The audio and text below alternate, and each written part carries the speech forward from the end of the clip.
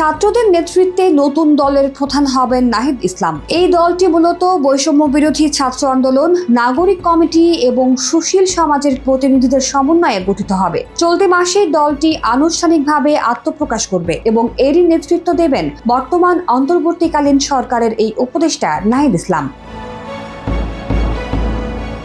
তবে দলটির নেতৃত্ব গ্রহণের আগে নাহিদ ইসলাম সরকার থেকে পদত্যাগ করবেন এবং খুব শীঘ্রই এটা হবে। কিন্তু বর্তমানে সরকারে থাকা অন্য দুই ছাত্র প্রতিনিধি এখনই পদত্যাগ করবেন না, তারা নির্বাচনের কাছাকাছি সময়ে পদত্যাগ করবেন। 5ই আগস্ট শেখ হাসিনার পতনের পর বাংলাদেশের রাজনৈতিক পরিবেশে ব্যাপক পরিবর্তন আসে। গণ অভ্যুত্থান এবং ছাত্রদের প্রতিবাদী অবস্থানের পর নতুন রাজনৈতিক দল গঠনের প্রসঙ্গ উঠে আসে। এক পর্যায়ে বৈষম্য বিরোধী ছাত্র আন্দোলন সারা দেশে কমিটি দেওয়া শুরু করে। গঠন করা হয় জাতীয় নাগরিক কমিটি। নাগরিক কমিটিও থানা পর্যায় পর্যন্ত কমিটি দিচ্ছে।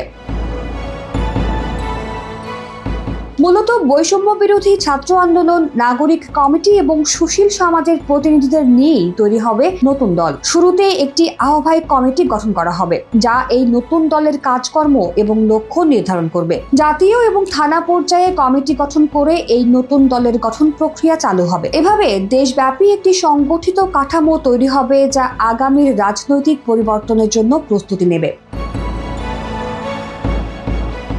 বাংলাদেশের ইতিহাসে নতুন দলের গঠন একটি সাধারণ ঘটনা। বর্তমান সরকারের সময়ে বেশ কিছু নতুন দল আত্মপ্রকাশ করেছে, তবে সেগুলোর মধ্যে অধিকাংশই রাজনীতিতে তেমন প্রভাব রাখতে পারেনি। অতীতে যেসব নতুন দল গঠন হয়েছিল তারা প্রধানত ছোট আকারে সীমাবদ্ধ ছিল এবং বড় ধরনের রাজনৈতিক প্রভাব প্রতিষ্ঠা করতে ব্যর্থ হয়েছিল।